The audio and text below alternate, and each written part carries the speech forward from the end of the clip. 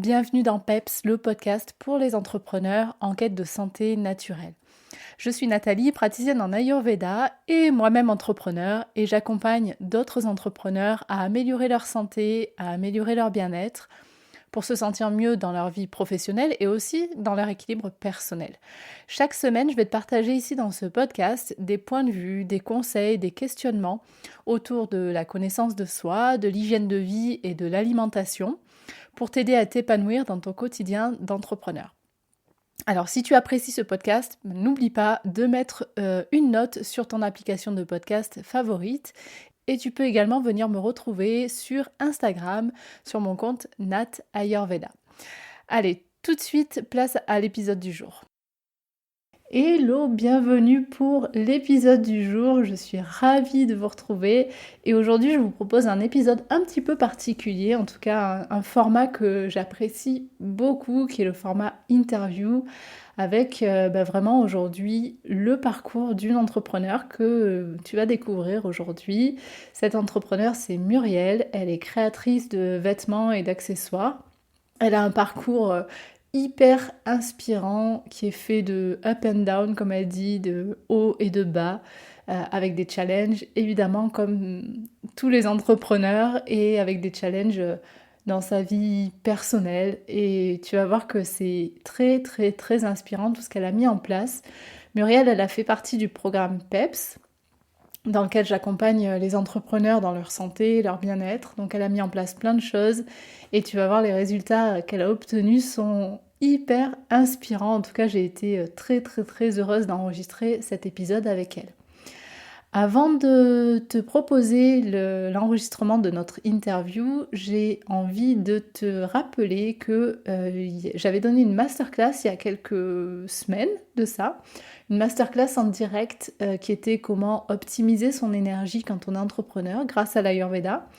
Et tu vas pouvoir retrouver le replay de cette masterclass. Donc c'est disponible sur le site internet natayurveda.com. Je vais te mettre aussi les coordonnées, enfin le lien pour visionner cette masterclass. Je vais te mettre ça dans les notes de l'épisode. Donc quelle que soit ta plateforme d'écoute, tu vas pouvoir retrouver le lien en cliquant sous l'épisode. Allez, tout de suite, je te laisse avec l'interview de Muriel et je te souhaite une très belle écoute. Hello Muriel, bienvenue sur le podcast Salut, PEPS. merci. Bon, Muriel, je suis très très contente de te recevoir. Je vais commencer par une petite présentation si tu es OK. C'est moi qui te présente et puis après tu pourras Ok, compléter si tu veux. parfait. Allez, on le fait comme ça. Donc Muriel, tu es entrepreneur, tu es créatrice de mode, tu crées des accessoires, des vêtements. Euh, Tu as participé au programme PEPS, qui est le programme dans lequel j'accompagne les entrepreneurs sur leur santé, sur leur bien-être. Mhm. Qu'est-ce que je peux dire d'autre sur toi? J'ai découvert et redécouvert plein de choses sur toi pendant le programme PEPS. J'ai découvert Ouais. une entrepreneure créative, parfois un petit peu avec 1000 idées, tu vas nous parler de tout ça. Est-ce que tu as envie de dire autre chose sur toi? Non, je crois que c'est un bon résumé. Ouh, je perds mon casque. Tu perds ton casque. Eh Je ben perds mon écoute, casque. Mais non, non, je trouve que c'est un bon résumé. Je suis bien ça, une entrepreneuse avec 1000 idées qui fait des vêtements et des accessoires. C'est bien ça. ok, on va aller un petit peu plus dans le détail parce que là, Mhm. aujourd'hui, c'est un épisode portrait d'entrepreneur. Donc, ce que j'ai Ok. vraiment envie de faire ensemble, c'est d'aller comprendre qui tu es en tant qu'entrepreneur, comprendre tes Mhm. challenges, comprendre par quoi tu es passé et tout. Et tu vas nous donner je suis sûre qu'il va ressortir plein de pépites de cet épisode. Alors, du coup, J'espère. ma première question, c'est comment tu es devenue entrepreneur? Oh waouh, c'est la première fois qu'on me pose la question, je crois. Comment je suis devenue entrepreneur? Spécifiquement pour cette entreprise-là, pour mon entreprise? Alors, Ou ouais, c'est pourquoi ça. j'ai décidé juste Ouais, de ou pourquoi l'être? tu as décidé? Parce que là, aujourd'hui, donc, ton entreprise, c'est que tu es créatrice de vêtements et d'accessoires C'est ça. avec une spécificité. C'est quoi ton petit truc en plus en tant que créatrice? La spécificité et j'en ai discuté un jour avec quelqu'un qui m'a dit que j'apportais de la magie. Oh yes! Donc j'aime maintenant dire ça. Mmh. Je fais des vêtements que j'ai envie d'appeler magiques, en fait. C'est ce que j'ai pu voir quand les personnes ont essayé, spécialement les kimonos que je fais, parce que d'un coup, j'avais l'impression qu'elles se révélaient, en fait, le visage change, la posture change et c'est ça. Je pense que, je suis devenue magicienne, en fait. Tu es devenue magicienne C'est et ça. tu crées vraiment des vêtements et des accessoires aussi, personnalisés, uniques et donc c'est ça qui fait aussi la magie du truc, c'est que lorsque tes clientes portent tes vêtements, voilà, c'est vraiment quelque chose de il y a cette unicité qui est dans le vêtement, quoi. Exactement, surtout en ce qui concerne les kimonos, c'est des pièces uniques, donc après ce qui va être les accessoires, il y a soit des pièces uniques, soit des petites séries, donc limitées à 5 exemplaires. Mais c'est vraiment ce côté-là, unique dans les vêtements, en fait. Chaque personne est unique et j'ai l'impression d'ajouter ma petite pierre à l'édifice en Mmh. créant une tenue qui va la rendre encore plus unique. OK et quand je t'ai posé la question, comment tu es devenue entrepreneur, tu m'as dit cette entreprise ou une autre? C'est-à-dire que tu as eu d'autres entreprises avant? Non, c'est plus dans le sens cette entreprise ou pourquoi j'ai eu envie d'un coup d'être, entrepreneur et OK. pas salariée. OK, OK. Alors, bah, du coup, pourquoi tu as eu envie de devenir entrepreneur? Qu'est-ce qui s'est passé? Parce que je suis, je pense une éternelle étudiante, je vais dire ça comme ça. J'adore apprendre et quand j'ai fini, mes études, je sais pas pourquoi le monde du salariat, c'est pas ce qui m'est venu de suite. Surtout que j'avais, le projet que j'ai maintenant, mon entreprise, c'est dû à un devoir école que j'ai fait quand j'étais en OK, licence et que j'ai poursuivi. Donc cette idée est restée, depuis ma licence. En fait, j'ai fait mon master et cetera et pendant mon master, j'ai eu l'occasion encore de le représenter dans un concours que j'ai gagné. Donc je me suis dit, «On se lance». Donc je fais ma formation bingo. d'entrepreneuriat et je me suis dit: «Bon allez, tente». Génial et du coup, est-ce que ça a été comme une évidence pour toi? Tu te voyais pas salarié, en fait? Je sais pas réellement si c'est une évidence, je sais même pas si j'ai pensé, une fois que j'ai pensé à ce projet, à être salariée ensuite. Mmh. Avant ce projet-là, oui, mais quand j'avais Dicta en tête, je crois que je me suis pas posé trop de questions. Ouais, du coup, C'était ça. c'était évident pour toi que tu allais créer ton Ouais, entreprise et développer ton projet ouais, ouais, sans trop et savoir réellement ce que c'était, ouais. que créer une entreprise, en fait. J'imaginais pas que ça allait être aussi dur ni quoi que ce soit. Mais c'est ça pour beaucoup d'entrepreneurs, on se Mmh. dit: «Bah, je vais créer mon entreprise et puis je vais faire mon projet, puis c'est facile, on y va. Ouais, Bah, voilà, allez, c'est go!» ça, exactement. C'est ce que je me OK. suis dit, ouais. Est-ce que tu avais des exemples dans ta famille ou dans ton entourage de gens qui étaient entrepreneurs ou bien comment ça se passait? Est-ce que tu avais cette vision de l'entrepreneuriat qui était évidente pour toi? C'est normal que quand on se lance, on devient entrepreneur. Mmh. C'est comment dans ton entourage? Non, dans mon entourage, il y a beaucoup plus de salariés, mais pendant une période dans sa vie, ma mère a été, entrepreneuse.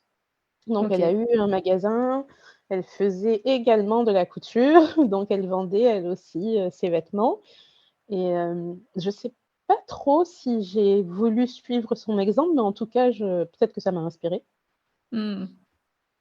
C'est quoi qui t'a inspiré chez elle en tant qu'entrepreneur? J'aime l'idée que j'ai l'impression qu'elle a pas de limite. Mmh. Elle se dit, «Je veux ça, alors je vais faire ça», sans se dire comment, pourquoi, toutes les questions que moi je me pose, elle, j'ai l'impression que juste elle se lance et elle voit, quoi. OK. Waouh, c'est inspirant. Ouais, Parce mais qu'il je y a trouve ça cette idée cool. de mais ouais, il y a cette idée que, OK, quand tu deviens entrepreneur, en fait, c'est comme si tu devenais sans limite. C'est Contrairement au ça. salariat où, en fait, on t'impose un cadre, on t'impose, Mmh mh. justement des limites et quand tu deviens entrepreneur, tu te dis: «Waouh, je peux créer, en fait, tout ce que je veux».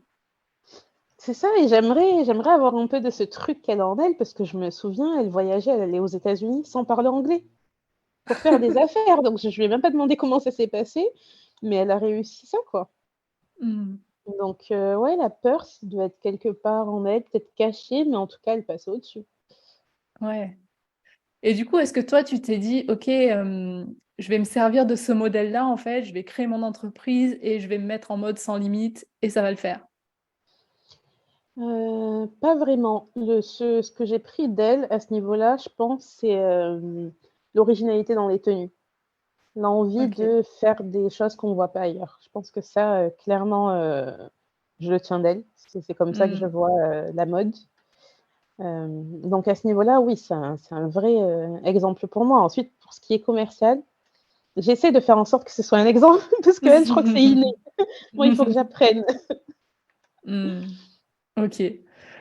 Donc, si je reprends un petit peu ce que tu nous expliques, donc tu, fais tes études. Pendant tes études, tu as un projet qui est là et du coup, ça devient, ton entreprise, en fait. C'est ça. Hem, Est-ce que ça veut dire que tu as toujours été entrepreneur ou il y a eu d'autres périodes où tu as eu des périodes de salariat? Comment ça s'est passé pour toi? Non, avant ça, j'ai eu quelques périodes de salariat, puis pendant aussi, que j'ai monté mon entreprise, j'en ai eu parce qu'il faut vivre aussi et avoir un peu les pieds sur terre de temps en temps. OK. Donc non, je suis quand même confrontée au salariat. OK, tu as eu des donc du coup des périodes de salariat qui ont été, en Mmh. fait des jobs alimentaires, des choses comme ça? Exactement, oui. OK. Et donc pendant toute ta vie d'entrepreneur, Mmh. hem, bon, j'imagine que c'est pas linéaire, hein, comme, plein d'entrepreneurs, voilà, aujourd'hui, on a quand même des tu vois, des périodes, on va dire, plus avantageuses, des périodes où c'est un peu difficile. Ouais. On est challengé sur le plan personnel parce qu'en fait, notre entreprise, c'est le miroir de qui on est, tu vois, aussi Mmh et mh. puis de notre état intérieur. Comment tu t'es sentie, toi, dans ces différentes phases? Est-ce que tu as eu des hauts et des bas dans la façon dont tu te sentais, en tant qu'entrepreneur? Oui, j'aimerais bien rencontrer des entrepreneurs qui ont que des hauts. Tu crois que c'est J'en possible? je sais pas, en tout cas, j'en connais pas. Oui, clairement, des hauts, beaucoup de bas. Beaucoup de bas parce que c'est un métier et qu'il faut apprendre, on fait des erreurs, donc forcément ça démoralise un peu et en tant qu'auto-entrepreneuse, je suis seule. Mmh. Donc des fois ce côté solitude, ça peut être un peu, compliqué. Même si, mon compagnon est entrepreneur aussi, on rencontre pas exactement les mêmes problématiques. Donc il va me soutenir, mais je vais pas forcément toujours avoir l'impression d'être, comprise telle que je le voudrais. Mmh. Ouais Donc et c'est ouais. vrai que ça, c'est pour beaucoup d'entrepreneurs le le relationnel avec l'entourage. Alors, quand le conjoint est Mmh. entrepreneur lui-même aussi, bon, il y a comme tu dis, il y a certaines choses qu'il comprend, mais on se sent quand même, c'est vrai, beaucoup, seul face, à notre C'est ça. entrepreneuriat. Ouais Mmh.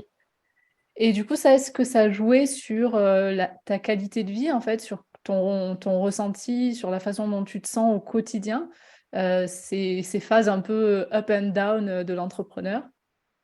Mais je pense, puisque pendant très, très longtemps, j'avais pas d'atelier. Donc j'étais avec Tu moi-même, travaillais à la maison? toute la journée, quoi. Je travaillais à la Ouais, maison. OK. C'était lourd. Heureusement que je faisais des formations de temps en temps.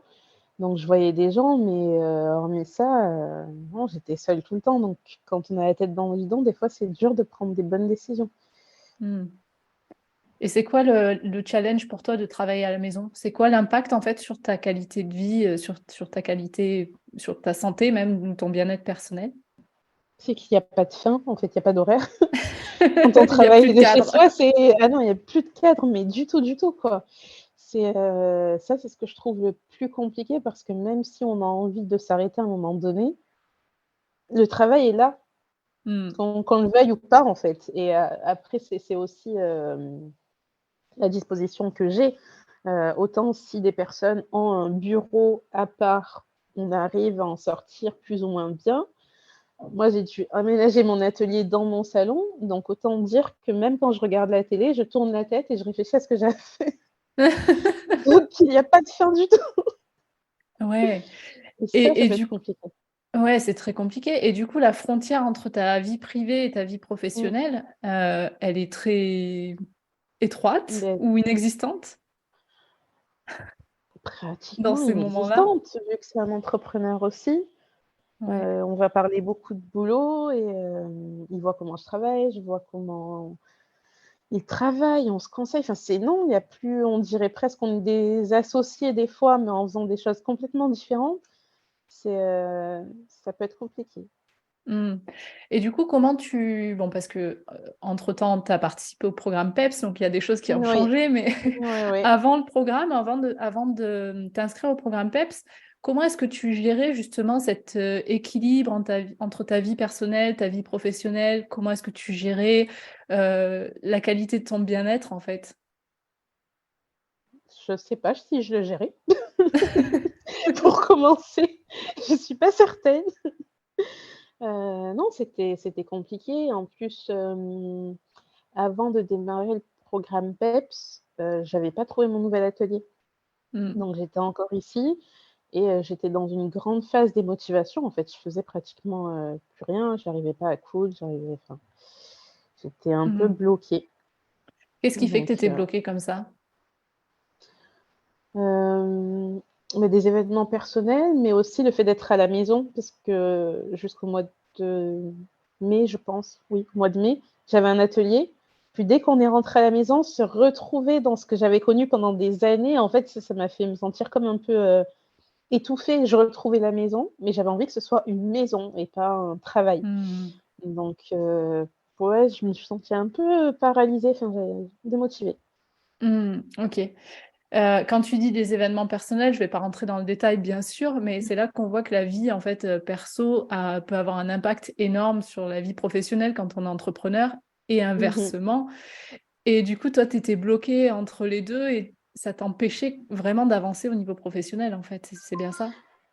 Bah, oui et ce qui est bizarre, c'est qu'en même temps, ça m'empêchait, mais j'ai eu une petite phase juste avant de commencer le programme où cet événement justement m'a donné envie de prendre soin de moi. Mmh. Donc plutôt que de commencer par m'occuper de mon travail, j'ai commencé par m'occuper de moi. Mmh. Parce que justement, ton travail avait pris trop de place les derniers mois, les dernières Oui, années et que tu c'est t'étais ça. oubliée? Ouais, ouais. Ouais. Et OK, et c'est quoi pour toi les répercussions que ça a eu, le fait de t'oublier, et de vraiment au profit de ton travail? Qu'est-ce que concrètement, en fait, c'était quoi les Mmh mh. symptômes que tu ressentais? Qu'est-ce qui se passait dans ton quotidien? Mais je me sentais perdue. Je me sentais complètement perdue et je réfléchissais même à finalement, trouver un boulot, dans le salariat, OK. parce que j'avais la démotivation, je savais pas trop comment retrouver, enfin, je sais même pas si on peut parler de force, mais j'avais plus cette étincelle là, j'avais plus envie de rien et moralement, je me sentais un peu comme vide. Mmh. Ouais. Donc émotionnellement déjà, c'était compliqué. Ouais, ouais, Et au ouais, c'est niveau ça. du corps, comment tu te sentais? Lourde, au niveau du corps, je me sentais lourde, lourde, j'étais pas en paix avec mon image, hem, pas en paix avec moi-même, en fait. Mmh. C'est dur à dire, ça n'allait pas, en fait. Ça résume, le tout. OK. Donc, si je résume bien ce que tu nous dis, donc tu t'es trouvé dans un moment où, bah, après quand même plusieurs années d'entrepreneuriat, tu te Mmh. rends compte que ta vie professionnelle prend beaucoup trop de place, que tu Mmh t'es mh. complètement oublié. Émotionnellement, bah, c'est un peu, un mélange entre, le chaos et la léthargie. C'est ça, exactement. Ça part dans tous les sens, mais je n'arrive pas à bouger. Ouais, ouais. Hem et puis physiquement, cette lourdeur et voilà, cette impossibilité de te mettre, en action, quoi. J'ai bien Mmh mh. résumé? Ouais, très bien C'est résumé. ça, OK. Alors qu'est-ce qui fait qu'un jour tu te dis: «OK, je dois vraiment là, à ce moment-là, je dois prioriser mon bien-être, je dois m'occuper de moi, je vais m'inscrire au programme PEPS». Qu'est-ce qui fait qu'en fait tu te dis ça? Est-ce qu'il y a eu un élément déclencheur ou est-ce qu'il y a eu voilà, c'est quoi la prise de conscience qui te fait te dire: «Il faut que je m'occupe de moi»? Beh, avant cet événement personnel, je m'étais inscrite sur une formation, à l'Ikigai et clairement, j'avais pas envie de le faire. Pour moi, c'était pas vraiment le moment, mais bon, je m'étais engagée. Donc je me suis dit: «Beh, vas-y, lance-toi» et ça a commencé par ça, où j'ai vraiment, ça m'a fait du bien. Personnellement, c'était 2 jours ou 3 jours où je me suis concentrée sur moi et ça faisait longtemps. Mmh. J'ai vu que ça me faisait du bien. J'ai enchaîné sur une deuxième formation, toujours dans le même sens et puis sur la tienne Mmh. et en fait, je pense que ce qui a fait que ça a bien fonctionné, c'est qu'en commençant par l'ikigai, on dirait que je m'étais un peu ça avait Ouais. ouvert mon esprit et j'étais prête à faire des choses pour moi. Mmh. Donc je pense que tout s'est bien goupillé. J'étais prête. Tu étais prête à faire des choses pour toi. Donc tu as vraiment Ouais, en fait, c'est un peu comme si tu t'étais donné l'autorisation c'est ça, que tu exactement. t'étais pas donnée avant. Ouais, ouais. Je voyais les choses différemment et même je suis quelqu'un qui peut être des fois, qui pas fermé, mais dès qu'on va parler méditation et tout ça, ça m'intéresse de loin.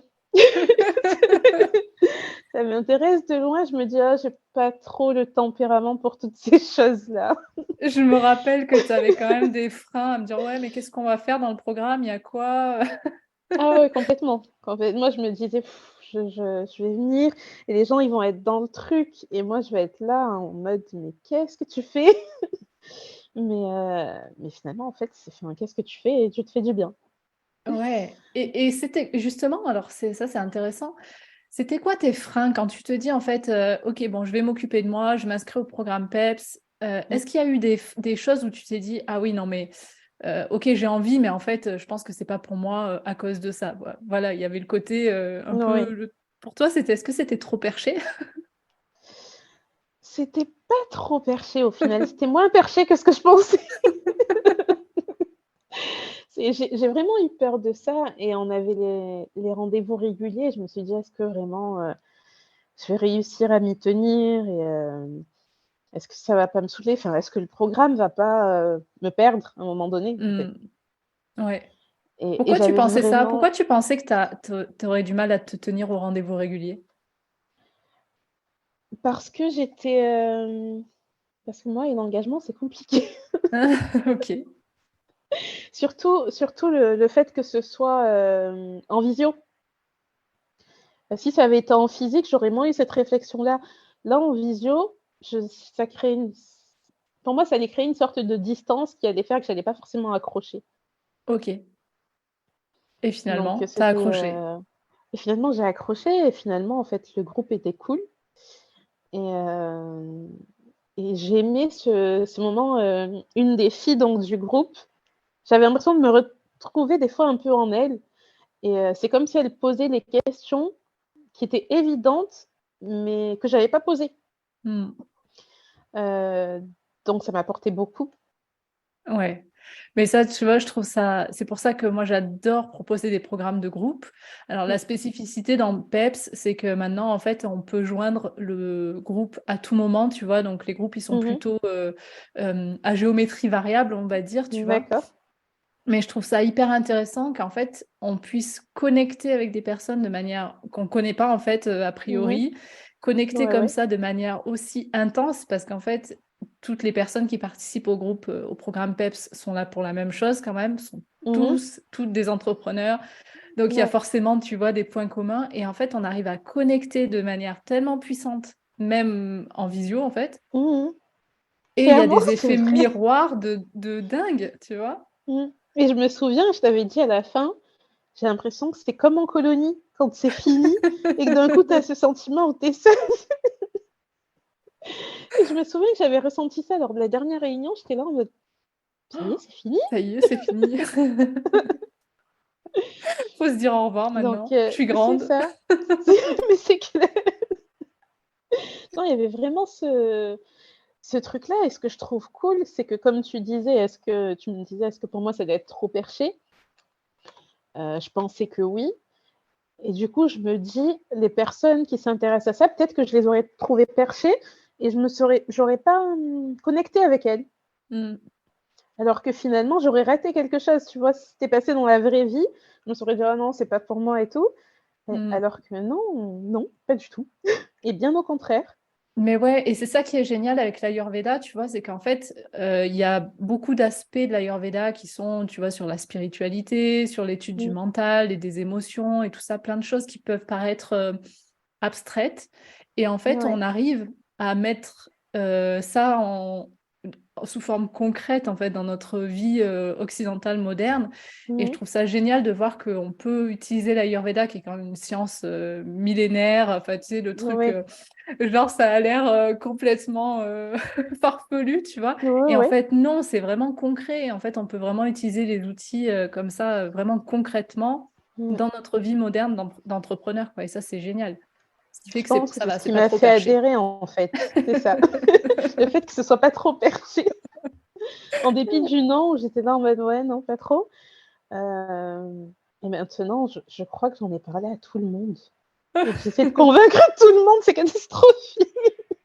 Vraiment, j'en ai parlé à tout le monde. Mais parce que Et de aussi, t'as vu les bienfaits que ça t'a apporté, en fait. Et C'est c'est ça. justement, quelles ont été pour toi les choses les plus marquantes dans le programme ou ce qui t'a vraiment attrapé, quoi? La gestion émotionnelle et finalement, c'était le premier comment on appelle ça? Module Ouais. et c'est là où j'ai vu un effet direct. Donc c'est ce qui m'a attrapée Mmh. au final, parce que c'était un module super intéressant et que j'ai mis en application très vite. Ce qui était conseillé, en voyant les résultats, ça m'a convaincue Mmh. et Qu'est-ce que ça a ça c'est changé pour quelque toi? chose, ça a changé mes rapports, mon côté, émotionnel exacerbé, OK. très, très sensible, bah, là, c'est modéré. Disons que j'arrive à me tempérer et bah, les relations que j'ai avec les gens sont plus apaisées.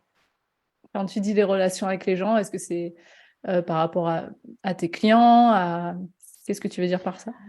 Non, déjà mon chéri, OK. ça m'a changé la vie, ça nous a changé la vie et Qui est aussi un peu ton associé, même si vous ne faites pas les mêmes jobs. exactement, c'est ça, Donc ça a un impact quand même professionnel aussi et personnel. complètement. Ouais. Complètement, donc déjà oui, à la maison, c'est bien, c'est bien, c'est mieux et en fait, j'ai plus tendance maintenant, même quand il s'agit d'autres personnes, heu, à me poser et à réfléchir Mmh. avant d'agir ou de parler, de façon impulsive. OK.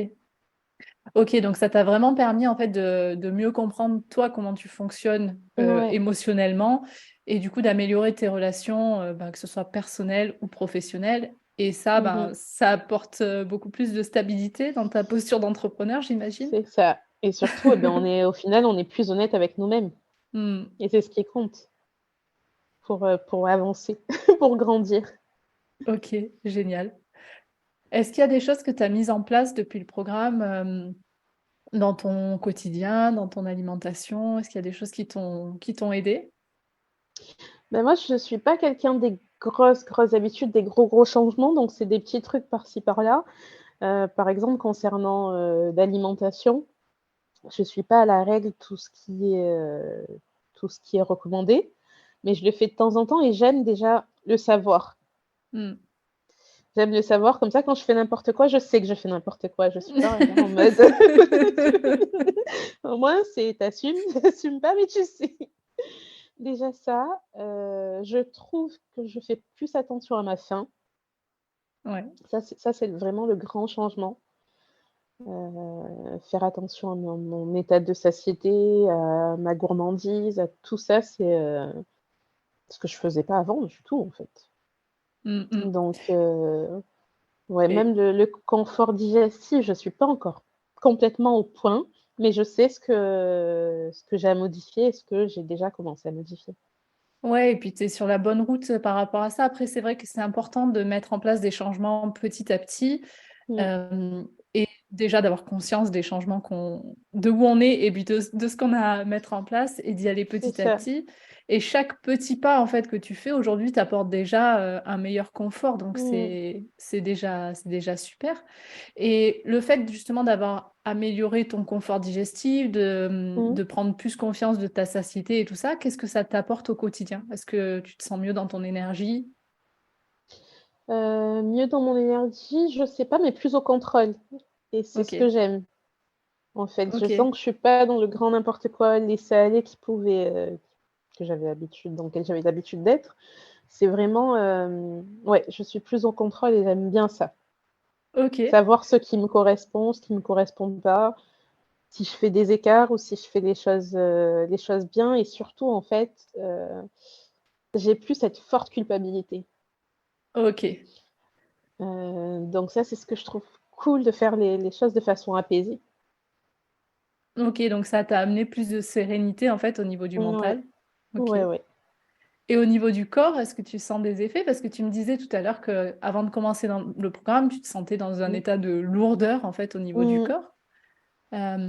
Est-ce que tu as progressé par rapport à ça? Ben ça, finalement, je sais pas trop, mais mon entourage apparemment si. OK.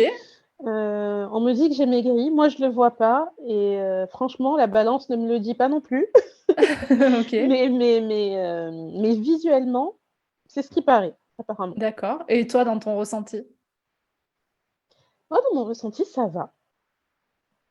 Donc Je sais qu'il faut que je fasse plus d'exercices, mais je me sens pas, lourde non plus. OK. Donc cet état de lourdeur que tu avais au début, qui était un peu Mmh, paralysant pour toi, mmh, il est bon, peut-être pas complètement résolu, mais en tout c'est cas, ça. aujourd'hui, Mais j'ai c'est avancé. acceptable, tu as avancé. Ouais, OK, ouais, ouais. top. Bah, bravo pour tout ce que tu as mis en place, hein, parce que c'est vrai que, je me souviens quand tu as commencé le programme, il y avait quand même beaucoup de résistance. Oui, Il y avait énormément. on a dû voilà, éliminer les blocages petit à petit et puis Mmh mh. c'est vraiment mais tu sais ça c'est j'ai envie de te dire il y a beaucoup de gens en fait qui ont beaucoup de blocages et de freins et de résistance et à se dire: «Bah, en fait, je sais ce qu'il faudrait que je fasse. Mmh mh. Je sais qu'il faudrait que, je mange plus sainement, que je m'organise mieux, que je sois plus ceci, plus cela et tout ça, mais je le fais pas». Ouais. Et pourquoi je le fais pas? C'est à cause de justement toutes ces croyances, tous ces blocages, toutes Mmh. ces résistances. Donc voilà, dans le programme PEPS, on fait pas juste la théorie, mais on lève aussi tout ça pour pouvoir, Oui. mettre Ouais, en c'est ce qui place était des le plus changements important parce durables. que, ouais, clairement, beaucoup de blocages chez moi. Ouais, tu beaucoup avancé, donc bravo pour, tout ce que tu as mis en place, pour Beh, toi. merci, c'est grâce à toi et grâce à vous. Et moi, je trouve ça vraiment important de se féliciter quand, tu vois, de reconnaître en fait que tous les progrès qu'on fait, puis tout Mmh mh. l'investissement qu'on fait sur soi en tant qu'entrepreneur. Parce qu'après ça a un impact, sur l'entreprise, tu vois? C'est-à-dire que Oui, si oui. voilà, si on se sent mieux en tant qu'entrepreneur, bah, forcément, ça a un impact, positif sur notre entreprise. Ouais, clairement. Toi, tu as ressenti des choses en particulier dans justement sur l'impact que ça pouvait avoir sur ton entreprise?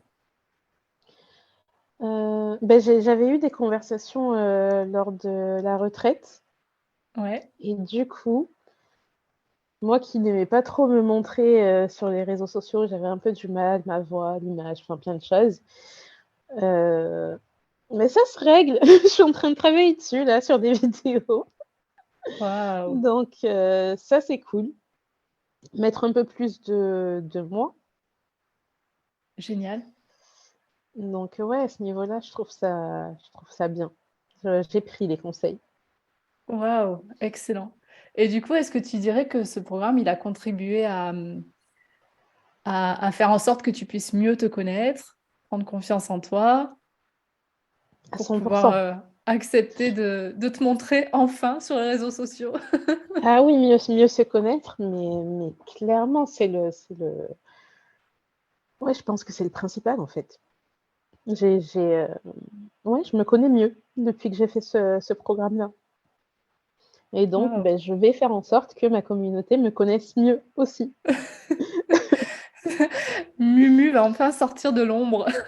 Oui, bon, on y va doucement, hein, mais c'est vrai que du coup, je me lance plein de petits challenges et c'est cool. Mais c'est génial et tu sais ce que j'ai envie de te dire? J'ai envie de te dire que c'est aussi génial pour ta communauté.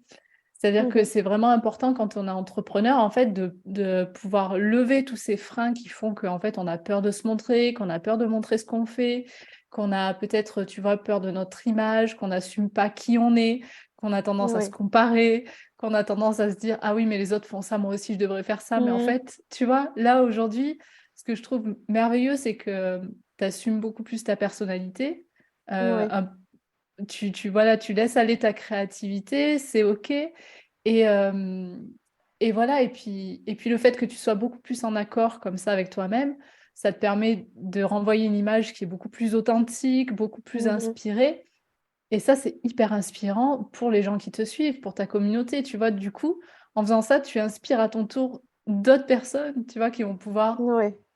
mieux accéder à Mmh. qui tu es, à ce que tu fais et tout Mmh. ça et c'est génial. Mais écoute, on verra, hein, ce que les autres en pensent. Mais en tout cas, Top. je suis fière de commencer à faire ça. Mmh. Bah, tu peux vraiment être fière de toi. OK, bah, écoute, on arrive, tout doucement à la fin de cette interview. J'ai une dernière Mmh. question à te poser. Oui. Hem, Qu'est-ce que tu dirais aujourd'hui à une entrepreneur ou un entrepreneur qui hésiterait à se joindre au programme PEPS? Foncez. Parce que si quelqu'un avec tous les freins et les réticences comme moi a réussi à le faire, a aimé et le recommande, allez-y les yeux fermés. Voilà ce que je dirais. Que c'est ouais la vie, ouais ça change la vie clairement. C'est pas un grand mot, ça change la vie. Merci beaucoup pour ton témoignage, Muriel. Avec plaisir. Je vais bien sûr mettre, tes coordonnées pour te retrouver, je les mettrai, en description de l'épisode. Est-ce que OK. tu veux dire quand même un petit mot sur comment est-ce qu'on fait pour te trouver et puis pour trouver tes créations uniques, personnalisées, magiques? Bah, oui, magique. J'aime bien, c'est mon nouveau mot. Bah, on peut me retrouver, sur mon site, donc dicta.fr ou, sur les réseaux sociaux, Ma vie en dicta, sur Facebook et Dicta France sur Instagram. Et n'hésitez pas à faire des commandes personnalisées, parce que c'est ce qui est Yes! cool chez moi. Génial, Dicta, Dikta. TA, c'est ça. C'est ça.